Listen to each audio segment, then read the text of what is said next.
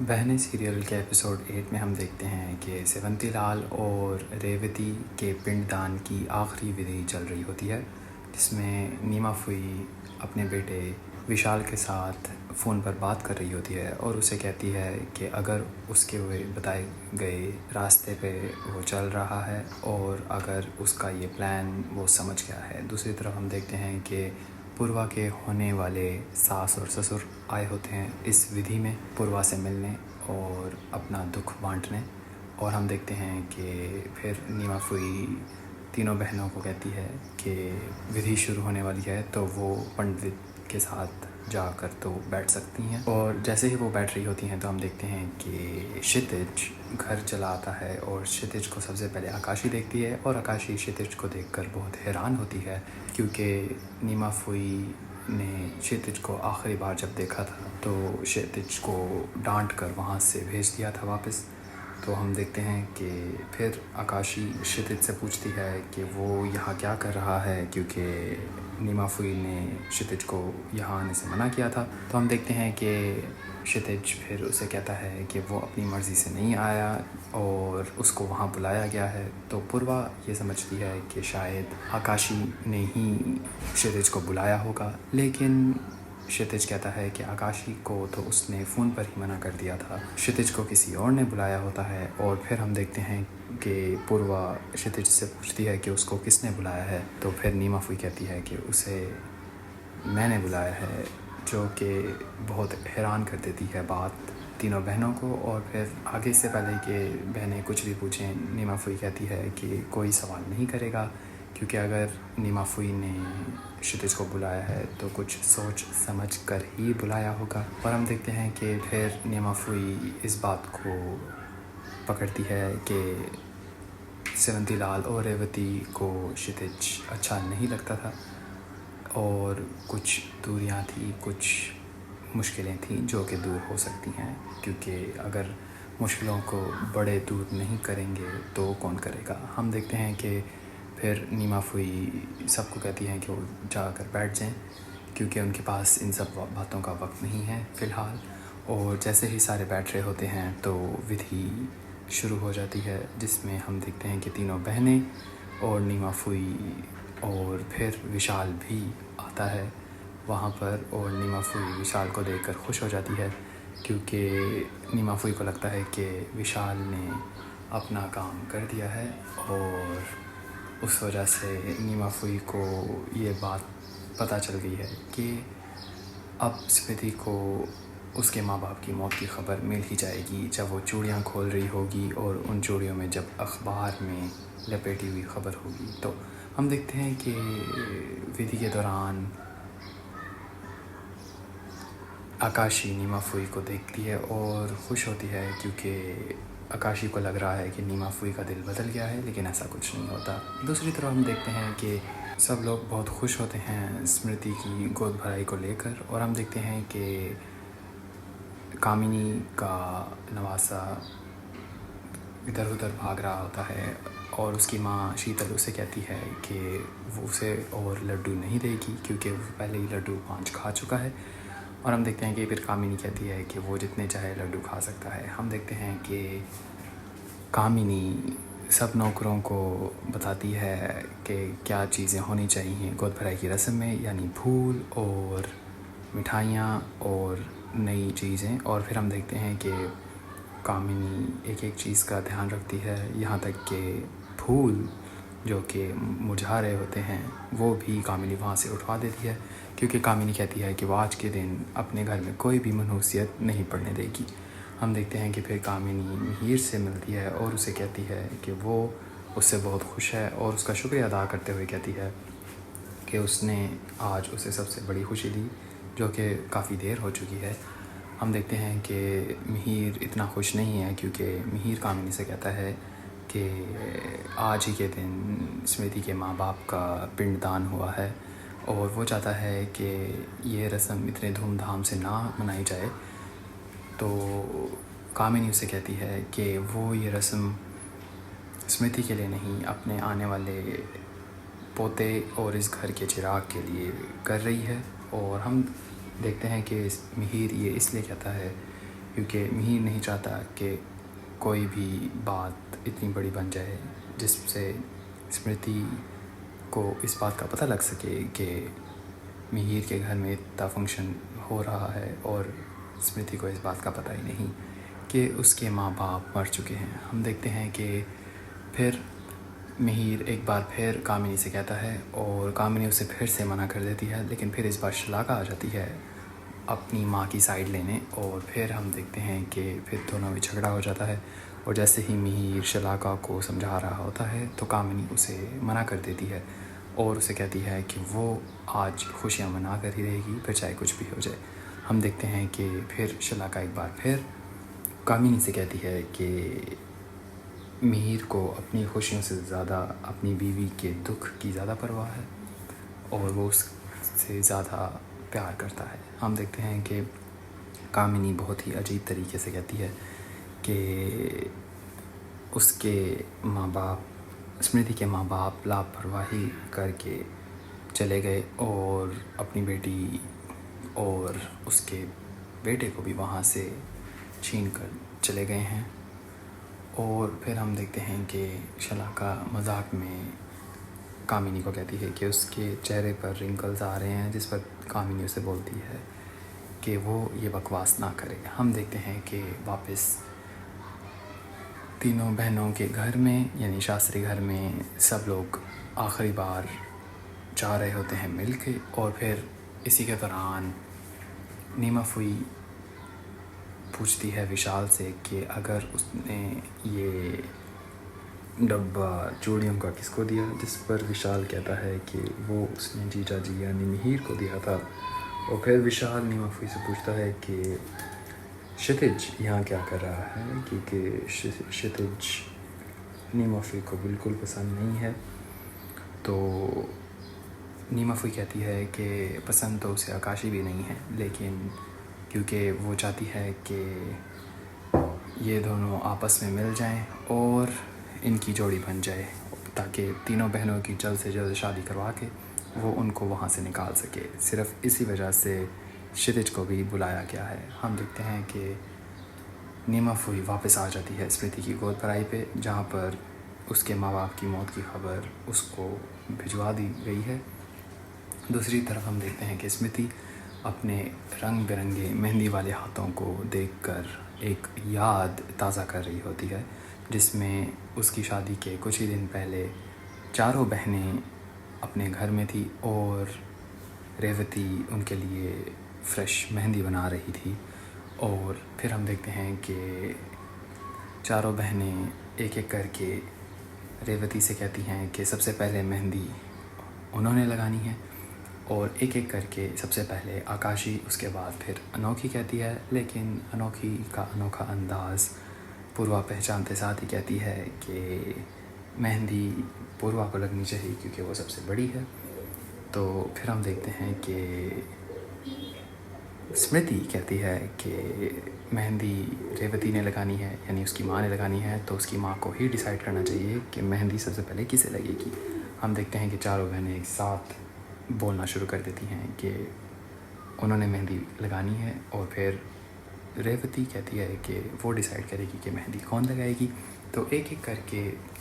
चारों बहनों का हाथ एक दूसरे के ऊपर आता है और सबसे पहले फिर मेहंदी डिसाइड होती है कि स्मृति को लगेगी। और आकाशी इस बात पर रेवती से पूछती है कि वो ऐसा क्यों कर रही है। तो फिर रेवती उसे बताती है कि स्मृति रेवती के कलेजे का टुकड़ा है और कुछ ही दिनों बाद स्मृति विदा होकर चले जाएगी, तो इसलिए वो चाहती है कि वो जी भर के अपना प्यार स्मृति पर लुटा दे ताकि स्मृति को उसकी माँ की कमी महसूस ना हो। हम देखते हैं कि स्मृति और रेवती और तीनों बहनों के आंखों में आंसू आ जाते हैं इसको देखकर, और पूर्वा भी इस बात को देख रही होती है कि कितना प्यार करती है उनकी माँ उससे। हम देखते हैं कि फिर एक बार फिर मेहंदी को देखकर स्मृति सोचती है कि इस बार तो मेहंदी का रंग काफ़ी ज़्यादा आया है, लेकिन इस मेहंदी में, इस रंग में रेवती का प्यार नहीं है, क्योंकि ये मेहंदी रेवती ने नहीं लगाई जो कि बहुत दुख भरी बात है। और फिर हम देखते हैं कि स्मृति कहती है कि रेवती यानी उसकी माँ तो उसको भूल ही गई है, क्योंकि वो हर एक छोटी छोटी बात पर उससे बात करती थी, लेकिन अब वो ऐसे सह रही है जैसे कि उसको ऐसा लग रहा है कि रेवती उसको भूल ही गई है। हम दूसरी तरफ देखते हैं कि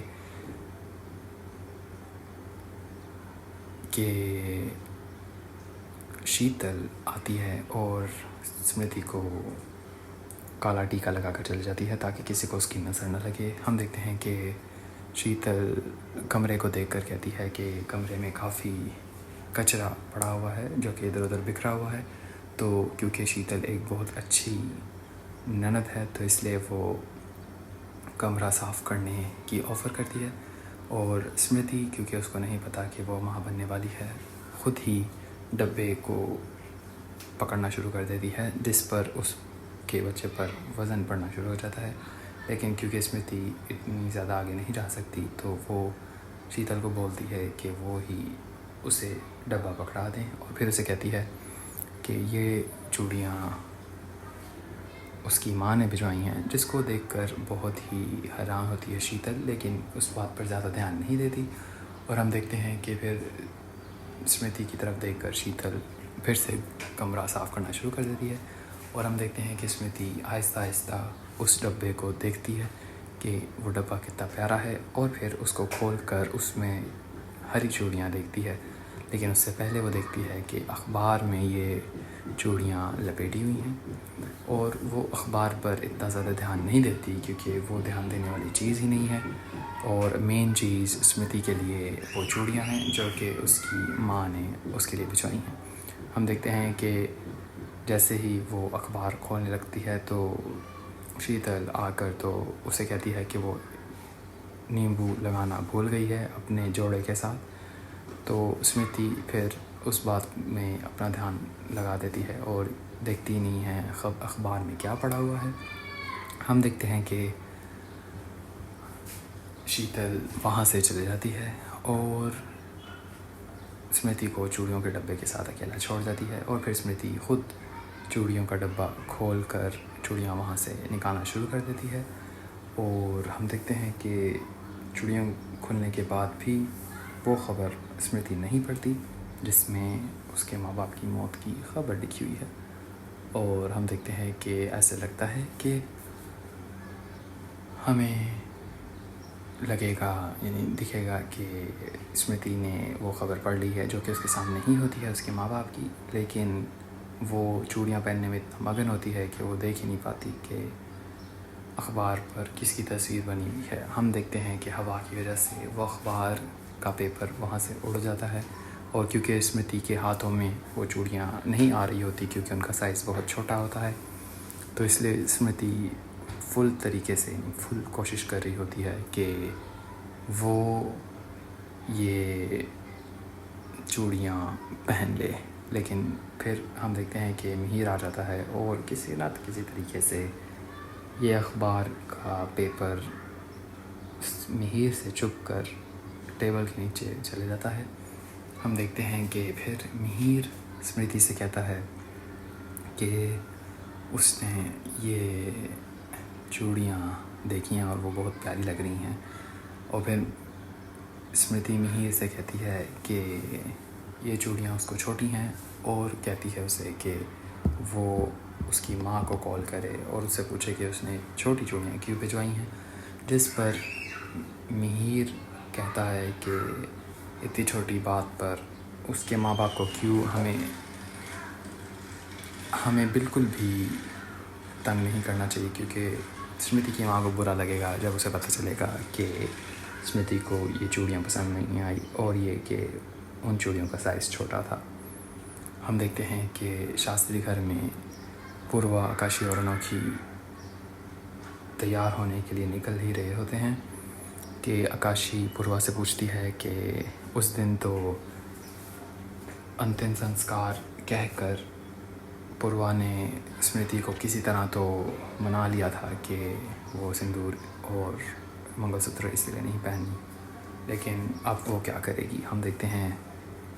कि पूर्वा इस बारे में सोच ही रही होती है कि अब वो स्मृति से कैसे ये बात छुपाएगी कि उसके माँ बाप अब इस दुनिया में नहीं रहे। दूसरी तरफ हम देखते हैं कि स्मृति और मिहिर बहुत ही प्यार भरा वक्त गुजार रहे होते हैं अपने कमरे में शीशे के सामने, और एक दूसरे को देखकर बहुत खुश होते हैं क्योंकि वो एक दूसरे से बहुत प्यार करते हैं। हम देखते हैं कि स्मृति मिहिर से कहती है कि वो पूर्वा को कॉल लगाए, यानी अपने माँ बाप को कॉल लगाए, यानी मिहिर के सास ससुर को कॉल लगाए कि वो लोग कहाँ हैं, और मिहिर पूर्वा को कॉल लगाता है। और फिर हम देखते हैं कि एक बार फिर पूरे घर में काफ़ी रौनक छाई होती है और सारे मेहमान आकर तो खुशियाँ मना रहे होते हैं और खुशियों में शामिल होते हैं। बच्चे और बड़े सब गाना गा रहे होते हैं और झूम रहे होते हैं और गोद भराई का भरपूर तरीके से मज़ा उठा रहे होते हैं। हम देखते हैं कि इसी के दौरान नीमा फुई आती है और बहुत हैरान होती है इतनी आलीशान सजावट को देख के, लेकिन उससे भी ज़्यादा वो हैरान होती है कि अभी तक चीखों की पुकार नहीं सुनाई दी, क्योंकि जितनी बड़ी ख़बर उसने भेजी थी चूड़ियों के अंदर पैक करके, उससे तो स्मृति का पागलपन और रोना धोना तो शुरू हो जाना चाहिए था। हम देखते हैं कि नीमा फुई को लगता है कि वो प्लान भी नहीं काम किया, और हम देखते हैं कि नीमा फुई से सबसे पहले मिहिर मिलता है, और अभी तक नीमा फुई हैरान है कि स्मृति की माँ बाप की मौत की खबर अभी तक स्मृति को नहीं मिली। हम देखते हैं कि मिहिर पूर्वा, आकाशी और अनोखी यानी तीनों बहनों को देख रहा होता है कि, और उनसे पूछता है कि वो अभी तक नहीं आए। और हम देखते हैं कि आहिस्ता आहिस्ता सारे मेहमान नीमा फुई से मिल रहे होते हैं, लेकिन उससे पहले हंसते खिलते कामिनी को देखकर नीमा फुई बहुत हैरान होती है, और कामिनी भी हैरान होती है नीमा फुई को देखकर, क्योंकि उसे नहीं लग रहा था कि वो यहाँ आएगी। और उसके कपड़ों को देखकर नीमा फुई और कामिनी एक दूसरे के कपड़ों को देख के बहुत हैरान होते हैं, क्योंकि इन दोनों के बीच में एक ऐसी दुश्मनी है जो कि हमें नहीं पता क्यों है, लेकिन ये दुश्मनी बहुत पहले की है। और आहिस्ता आहिस्ता कामिनी नीमा फुई की तरफ बढ़ती है और उसको कहती है, उससे मिलती है। और फिर हम देखते हैं कि कामिनी बहुत ही गुस्से में है, पता नहीं क्यों, और नीमा फुई उससे मिलती है। और फिर हम थोड़ी ही देर बाद देखते हैं कि मिहिर नीमा फुई से पूछता है कि पूर्वा, आकाशी, अनोखी कहाँ हैं, वो अभी तक क्यों नहीं आए। और फिर हमें आवाज़ आती है पूर्वा की, जो कि कहती है कि वो यहाँ है। और जैसे ही हम देखते हैं सबकी नज़रें दरवाज़े की तरफ पड़ती हैं जहाँ तीनों बहनें खड़ी होती हैं, और सबके होश उड़ जाते हैं जब वो देखती हैं कि तीनों बहनें रंग बिरंगे कपड़ों में आई होती हैं। और सबसे हैरानी की बात कि पूर्वा सुहागन बनकर अपनी बहन की गोद भराई में आई होती है, जबकि उसकी तो शादी हुई ही नहीं, और उसको इस वक्त सफ़ेद कपड़े पहनने चाहिए थे। हम देखते हैं कि मिहिर भी बहुत हैरान होता है पूर्वा को देखकर, उसको सुहागन के रूप में देखकर, उसको मंगलसूत्र और सिंदूर में देखकर, और इतने लाल जोड़े में जो कि एक सुहागन पहनती है। लेकिन मिहिर को इस बात का पता है कि पूर्वा को यह पहनना ही पड़ा, क्योंकि अगर वो ये पहनती नहीं तो स्मृति को भनक पड़ सकती थी कि उन्होंने अभी तक इस तरह की हालत अपनी क्यों रखी हुई है। हम देखते हैं कि मिहिर पूर्वा को फुल सपोर्ट करता है, और यहाँ ही हमारा एपिसोड ख़त्म हो जाता है। हमें इस एपिसोड से ये बात पता चलती है कि एक ही दिन में एक घर में पिंडदान हो रहा होता है, यानी मातम हो रहा होता है, और दूसरी ही तरफ